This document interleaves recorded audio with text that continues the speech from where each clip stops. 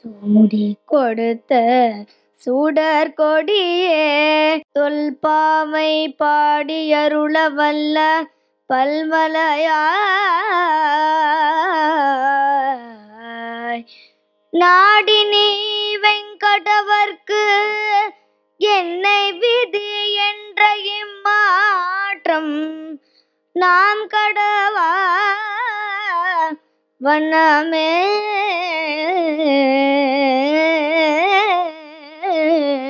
நல்கு நாம் கடவா வண்ணமே நல்கு.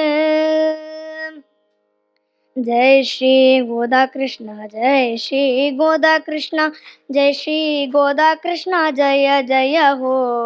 जय श्री गोदा कृष्णा, जय श्री गोदा कृष्णा, जय श्री गोदा कृष्णा, जय जय हो. உலக வாழ்க்கைக்கே நம்மளுக்கு வழிகாட்டிகள் தேவை. அப்படி உலக வாழ்க்கைக்கே தேவைப்படும் பொழுது பக்தி ஞானம் வைராகியம் வளர்க்கறதுக்கு நம்மளுக்கு நிச்சயமா ஒரு குருநாதர் தேவை. அப்படி ஆண்டாளுக்கு பெரியாழ்வாரே குருவாம், தன்னோட அப்பாவே அவளுக்கு குருவாம், குருவே அவளுக்கு அப்பாவாம். ஆழ்வார்கள் சொல்றோமே அப்படின்னா யாரு அப்படின்னு கேட்டா, வளம் பெருமாள் மேல ஆழ்ந்த பக்தி செய்வாளாம், அதனாலதான் அவ பேர் ஆழ்வார்களாம். அதுலயும் ஆண்டாளுக்கு தனித்த பெருமை உண்டாம். பூதேவி, ஸ்ரீதேவி, நீலாதேவியோட இந்த 3 சமஷ்டி ரூபமாம் ஆண்டாள். அப்படிப்பட்ட அந்த பிரேமஸ்வரூபியான அந்த ஆண்டாளோட சரித்திரத்தை இன்றைய தினம் அனுபவிப்போம். அவிராசீர் மகாதேஜா விஷ்ணு சித்த இதி ஸ்மிருதः வைனதேயாம்ச சம்பூதோ மகாபாகவதோத்தமः. ஸ்ரீவில்லிபுத்தூர் சம்ஸ்கிருதத்துல தன்விபுரம் சொல்லுவா. அங்க பெரியாழ்வார் அப்படிங்கிற விஷ்ணு சித்தர் வசித்து கொண்டிருந்தார். அவர் கருடனுடைய அம்சமா மகாபாகவதோத்தமர். அவர் அந்த ஸ்ரீவில்லிபுத்தூர்லயே ஒரு பூந்தோட்டம் அமைத்து கொண்டு கார்த்தாலிய சாயந்திரமும் தாங் கையாலே பெரிய மாலையா கட்டி வடபத்திரசாய பெருமாள் சாத்துவாராம். அப்போ ஒரு சமயம் இப்படியார் கார்த்தால பூக்கள்லாம் பறிக்கிறதுக்காக அந்த புஷ்பவாட்டிக்கு வராராம். அப்ப எப்படி வராருன்னா, கீர்த்தயன் கிருஷ்ண நாமானி கிருஷ்ண கிருஷ்ணா கிருஷ்ண கிருஷ்ணா கிருஷ்ண கிருஷ்ணா ரங்கேஷ மாம் பாகி ரங்கேஷ மாம் பாகி ரங்கேஷ மாம் பாகி ரங்க பிரபோ ரங்கேஷ மாம் பாகி ரங்கேஷ மாம் பாகி ரங்கேஷ மாம் பாகி ரங்க பிரபோ. அப்படி கிருஷ்ண கீர்த்தனம் பாடிண்டே இந்த பூந்தோட்டத்துக்குள்ள வராராம். அப்போ அவருக்கு குவா குவா குவான்னு ஒரு குழந்தை அழற சத்தம் கேட்கறதா. அந்த அழுகுரல் எப்படி இருக்குன்னா, மாதுரம் சுஸ்வரம் சிசுரோதனம். மதுரமா சுஸ்வரமா இருக்க அந்த அழுகுரல். அழுக எங்கேயாவது சுஸ்வரமா இருக்குமோ அப்படின்னு கேட்டா, அதுக்கு ஸ்ரீ அண்ணா சொல்லுவாராம், பகவான் நினைச்சுட்டே அழுதா கூட அது சுஸ்வரமாம், ஆனா பகவான் நினைக்காம வெறும் பாடினா கூட அது அபஸ்வரமாம். என்ன இப்படி சுஸ்வரமா இருக்கே, மதுரமா இருக்கே அப்படின்னு அந்த குரலை நோக்கியே போறாராம் பெரியாழ்வார். அப்போ அவருக்கு பத்திரமாத்து தங்கமாம், சொர்ண விக்கிரகமாம், தங்க ரேக்கு போல தகதகதன்னு ஒரு குழந்தை ஜொலிக்கிறதாம். அந்த இடத்துல அழகான கண்கள் உரிச்சு உரிச்சு பாக்குறதாம். எடுப்பான மூக்கு, கொவைப்பழம் போல உதடு, கண்ணாடி கப்போலம் அழகான பெண் குழந்தை அந்த துளசி பாத்தியில அவதரிச்சிருக்காம். ஆஷாடே பூர்வ பல்குண்யா சுக்ரவாரே சுபங்கரே ஆவிராசி ஜகன் மாதா துளசி காணனாந்தரே. ஆடி மாசம் பூர நட்சத்திரம் வெள்ளிக்கிழமை அன்றைய தினம். அப்போ சாக்ஷா ஜெகன் மாதாவான லக்ஷ்மி தேவியே அந்த துளசி பாத்தியில் அவதரிச்ச மாதிரி இருக்கான். பெரியாழ்வாரும் அந்த குழந்தைய எடுத்துன்னு போறார். அந்த குழந்தைக்கு கோதன் பேர் சுட்டுறாராம். அந்த குழந்தை இப்ப குப்புறத்தின் எடுத்து இப்ப நீஞ்சம் பொழுதே அப்படியே அந்த கிருஷ்ண பக்தி கடல்லையே நீஞ்சர்தான். இப்ப நடக்க வந்துருத்து. கொலுசு கொஞ்சம் செல் செல் செல் செல் செல்னு ஓடி வராளாம் கோதை. பார்க்கறதுக்கே அவ்வளோ அழகா இருக்காம். கேட்பாளாம் கோதை பெரியாழ்வார்கிட்ட, கிருஷ்ணன் என்னப்பா பண்ணுவான், கிருஷ்ணன் என்னென்ன விஷமங்கள்லாம் பண்ணுவான் அப்படின்னு கேட்பாளாம். பெரியாழ்வாரும் மலுக்காம அவ்வளோ கிருஷ்ண கதைகளை சொல்லுவாராம் கோதைக்கு. கிருஷ்ணனாமா, கிருஷ்ணன் ஒரு விஷமக்காரன்மா, தீராத விளையாட்டு பிள்ளை, விஷமக்கார கண்ணன் சொல்றோம் இல்லையா அப்படின்னு சொல்றாராம். இப்படி நாளொரு மேனியும் பொழுதூர வண்ணமா கிருஷ்ண கதைகளை கேட்டு கேட்டே வளர்றதுனால பெருமாளை கல்யாணம் பண்ணிக்கணும் மாசம் வந்துருத்தாம் கோதைக்கு. அதனால எல்லாத்தையும் தூது விடுறாளாம். மேகத்தை தூதுடுறாளாம், மயில தூதுடுறாளாம், மண்டை தூதுடுறாளாம், மானை தூதுடுறாளாம், கிளிய தூதுடுறாளாம், குயில தூதுடுறாளாம். இப்படி எல்லாத்தையும் தூது விடுறாளாம். கிளி கிட்ட பார்த்து சொல்றாளாம், ஹே கிளியே, நான் உனக்கு வாழைப்பழம் தரேன், ஆனா அதுக்கு முன்னாடி ஒரு சின்ன உதவி பண்ணுவியா? என்னோட பிரியனை அந்த பிருந்தாவனத்திலேருந்து அழைத்துன்னு வருவியா? தாமரசநாபம் தன்விபுராதீபம் தருணி ஜன மோகன ரூபம் ஆனயரங்க பூபம் ஹே சுக ஆனயராஜ கோபம் பாரிதஷ்யாமம் நயனாபிராமம் பாரிதஷ்யாமம் நயனாபிராமம் பிரேமிக மானச சோமம் ராமம் ஆனய கோதகாமம் ஹே சுக ஆனய லோகக்ஷேமம். இப்படி இவ எல்லாத்தையும் தூதுடுறத பார்த்த உடனே கோதையோட பந்துக்கள்லாம் கோதையை திட்டுறாளாம். என்ன இந்த கோதை, கல்யாண சுத்தமான வயசு வந்துருது, ஜம்முன்னு ஒரு மாப்பிள்ளையா பார்த்துன்னு கல்யாணம் பண்ணினோமான்னு இருக்க வேண்டாம், என்னமோ பெருமாளை கல்யாணம் பண்ணிக்க போறேன் அப்படின்னு சொல்றாளே அப்படின்னு சில பேர் சொல்றா. சில பேர் சொல்றா வைத்தியர்கிட்ட காமிச்சா சரியா போயிடும் அப்படின்னு சொல்றா. ஆனா அது கோதை சொல்றா, வைத்தியர்கிட்ட காமிச்சாலாம் என் நோய் தீராது, வைத்தியோ நாராயணோ ஹரிஹி, அந்த நாராயணனே வந்து என்னோட கையை பிடித்தாதான் என் நோய் தீரும், ஆர்க்கும் என் நோய் இது அறியலாகாது அப்படிங்கிறாளாம். இப்படியே விரகத்திலே இருக்காளாம். கோதை கேட்கிறாளாம் பெரியாழ்வார்கிட்ட, அப்பா பாப்பா பெருமாள் என்ன பாப்பா வந்து மாலையிடுவார், நான் என்னென்னமோ பண்றேனேப்பா, என்னென்னமோ தூதுடுறேனேப்பா, ஏன்பா இன்னும் பெருமாள் என்ன வந்து மாலையிடல அப்படின்னு கேட்கிறாளாம். பெரியாழ்வாரும் அதெல்லாம் சாத்தியம் இல்லைன்னு சொல்ல மாட்டாராம், இன்னும் பக்தியை வளர்ப்பாராம். சொல்றாராம், வருவார்மா, பெருமாள் வருவார், நீ மார்கழி மாசம் 30 நாளும் நோம்பிரு, உனக்காக வருவார்மா பெருமாள் அப்படின்னு சொல்றாராம். முதல் நாள் கோதை தன்னோட தோழிகளோட ஆரம்பிச்சுட்டாளாம். மார்கழி திங்கள் மதி நிறைந்த நன்னாளால் நீராட போதுவே போதுமினோ நேரிழையீர் சீர்மல்குமாய் பாடி செல்வ சிறுமீர்கள் கூர்வேல் கொடுந்தொழிலன் நந்த கோபன் குமரன் ஏராந்த கண்ணி யசோதையிலம் சிங்கம் கார்மேனி செங்கன் கதிர் மதியம் போல் முகத்தான் நாராயணனே நமக்கே பாறை தருவான் பாரோர் புகழ படிந்தெலோரெம்பாவாய் மார்கழி திங்கள். 30 நாளும் 30 பாசுரம் அருளி செய்திருக்காளாம். 30 நாளும் நோன்பு இருந்து நோம்பும் இருந்துட்டா, இன்னும் பெருமாள் வரலையே அப்படின்னு காத்துன்னு இருக்காளாம். அப்ப அவ நினைச்சுக்கிறாளாம், பேசாம மாலை மாத்தின்றாலே கல்யாணம் தானே, நாம் கையாலே ஒரு மாலையா கட்டி அது நாம் கழுத்துல போட்டுக்கொண்டு அதே பெருமாள் கழுத்துல போடுவோம், அவ்வளவுதான் கல்யாணமாச்சு அப்படின்னு நினைச்சுக்கிறாளாம்.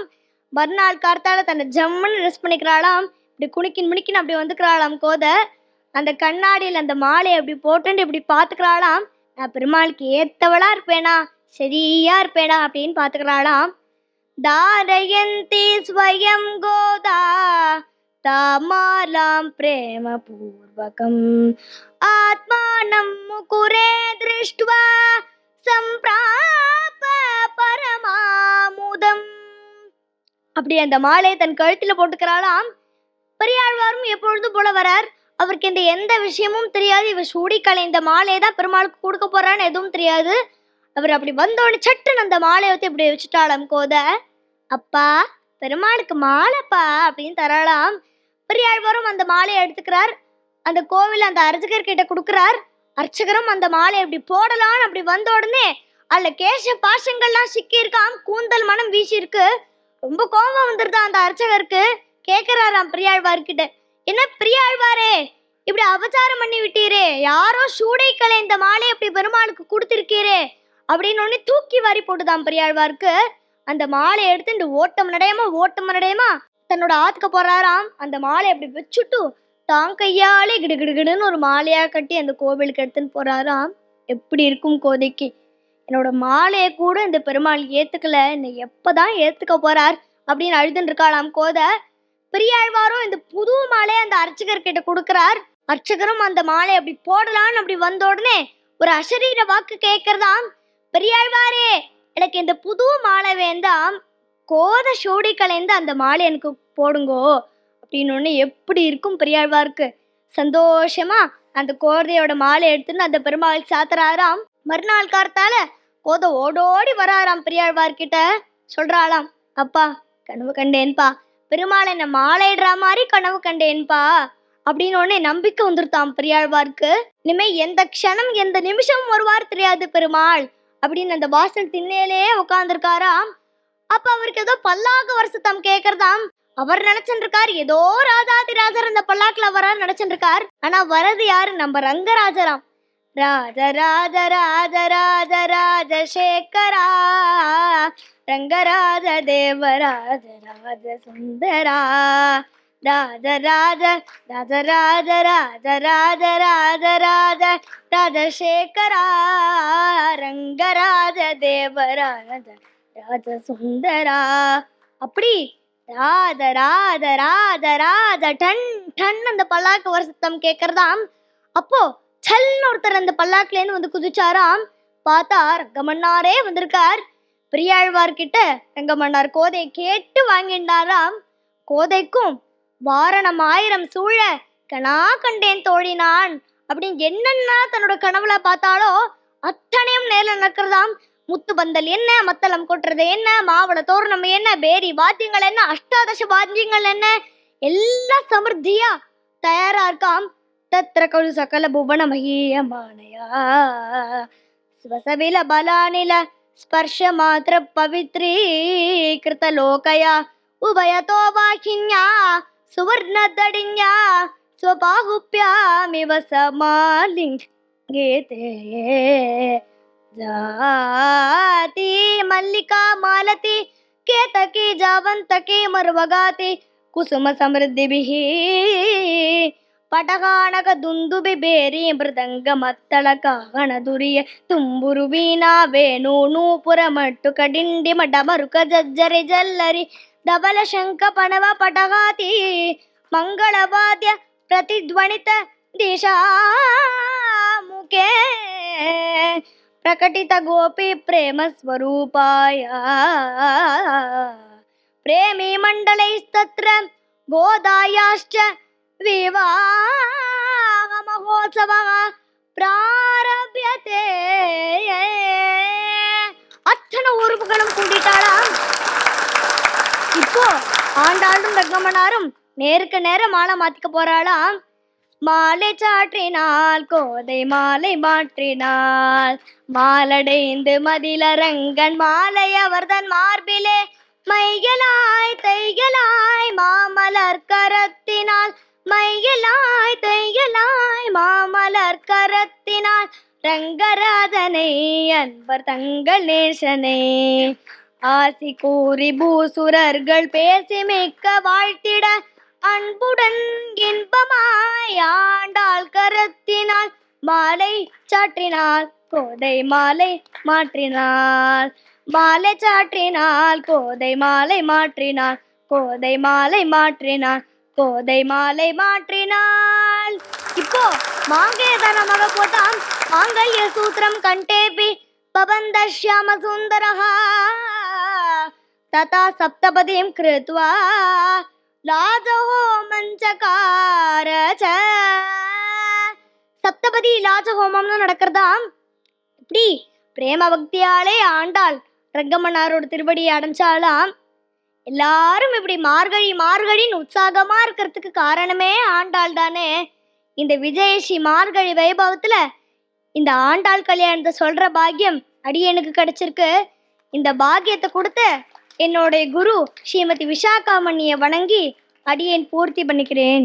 திருவாடி பூரத்து ஜகதுதித்தால் வாழியே, திருப்பாவை 30 செப்பினால் வாழியே, பெரியாழ்வார் பெற்றெடுத்த பெண் பிள்ளை வாழியே, வன்புதுவை நகர் கோதை மலர்பதங்கள் வாழியே வாழியே வாழியே.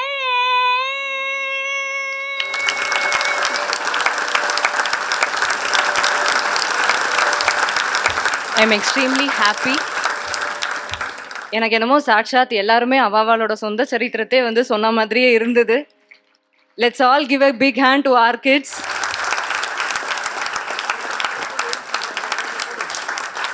என்ன சொல்றதுனே தெரியல. I think the proudest moment for அப்பா சொல்லிட்டு இருந்தா விஷாக்கா முன்னுக்கு வரதை விட குழந்தைகளெல்லாம் தயார் பண்ணுறது தான் எனக்கு ரொம்ப ப்ரௌட் ஃபாதராக எனக்கு தோன்றுறதுன்னு அப்பா சொன்ன அந்த வார்த்தை தான் ஞாபகம் வருது. நம்ம பண்ணுறதை விட இந்த குழந்தைகள் பண்ணி கேட்கும்போது சாட்சாத் ஆண்டாளே வந்து சொன்னாலோ, சாட்சாத் இவர் சொன்ன மாதிரி ஆதிசங்கரரே, மத்வரே, உடுப்பி கண்ணனே, ஏகநாதரே, இந்த குழந்தைகள் வாயால் கேட்கும்போது நம்மளுடைய பாரத தேசத்து மகான்கள்லாம் கண் முன்னாடி வந்து அப்படியே மனசு நிறைஞ்சிடுது. நான் நிஜமாவே ஃபுல்லஸ்ட் ஃபீலிங், அப்படியே காது நிறைஞ்சு மனசு நிறைஞ்சு. ஐ திங்க் உலகத்திலே கொடுத்து வச்சுவோ நான் தான் நினைக்கிறேன். தேடி தேடி ஒரு குழந்தையும், இது ஒரு சாம்பிளுக்கு தான் விஜயஸ்ரீலேருந்து 4 குழந்தையில இப்போ ஃபீச்சர் பண்ணியிருக்கோம் பாலகத்தையில். இந்த மாதிரி ஒவ்வொரு குழந்தையுமே அவ்வளோ அருமையான, அது பாட்டை சொல்றதா, அது சொல்ற விதத்தை சொல்றதா, கையாடுறத சொல்றதா, குணிக்கிண்டு முனிக்கிண்டு சொல்றதா, அது எல்லாம் நிஜமாவே மேல மேல மேல பாரத தேசத்தை அத்தனை மகான்களுடைய சரித்திரத்தையும் இந்த மாதிரி குழந்தைகள் வாயால கேட்கும்போது அந்த கண்ணனே, அந்த சுவாமியே, பகவானே அப்படியே தன் சரித்திரத்தை சொல்ற மாதிரி, தன்னுடைய பக்தர்கள் கதையை கேட்குற மாதிரி ஒவ்வொன்றும் பிரகலாதனா, ஒவ்வொன்றும் கோதையா, ஒவ்வொன்றும் கண்ணனா காட்சி கொடுக்கறது நம்ம பெரிய பாக்கியம் பண்ணியிருக்கோம்னா மகான்கள் சரித்திரத்தை சொல்றது, கேட்கறது, பாடுறது. இதுதான் அதுவும் பாரத தேசத்துல பிறந்ததுக்கு ஜென்ம சாப்பல்யம்ங்கிறது. I think that is the fullest feeling. அதனால ரொம்ப அருமையா இருந்தது. ஒத்தரையாவது ஒரு குறை சொல்ல முடியாது. மேல மேல மேல ஸ்ரீ அண்ணானுடைய ஒர்க்ஸ், இது எல்லாமே வைஷ்ணவ சம்ஹிதைங்கிறதும் ஸ்ரீ அண்ணானுடைய ஒர்க்ஸ் முதல்லயே வரும்னு சொன்னார். மேக்னம் ஓப்பஸ் வைஷ்ணவ சம்ஹிதைய பிரதம பாகம், த்விதீய பாகம், திருத்தீய பாகம், ஒரு சாம்பிளுக்கு ஒரு மகான்களை ஸ்ரீ அண்ணானுடைய works, along with Lalgudi sir's music, Shri அண்ணானுடைய லகுஸ்தோத்திர மாலா, எல்லாமே குருவுக்கு கைங்கரியம் கைமாறு பண்ணணும்னா வேற என்ன பண்றது? குருனுடைய ஒர்க்ஸை உங்களுக்கெல்லாம் ப்ரெசென்ட் பண்றது தான் குருனுடைய நம்ம கைமாறு பண்ண முடியும். ஸோ அந்த smallest drop in the ocean குருவுக்கு கைமாறு பண்ற அந்த அவருடைய அவ்வளவு ஒர்க்ஸ் ஒன்னொன்னு கேட்டாலே பிரமிப்பா இருக்கும். மனசு அப்படியே தொடும். பிரமிப்புங்கிறத விட அப்படியே புழிஞ்சிடும் ஹார்ட்டை. அந்த மாதிரி இந்த குழந்தைகள் குருநாத்தாளுடைய ஒர்க்ஸை எடுத்து சொல்லும் பொழுது அவருடைய ஒர்க்ஸோடைய க்ளோரி, மகான்களுடைய க்ளோரி, நம்ம பாரத தேசத்தினுடைய க்ளோரி, இந்த குழந்தைகளுடைய க்ளோரி, விஜயஸ்ரீனுடைய க்ளோரி, இது எல்லாம் சேர்ந்து தெரிய வருது.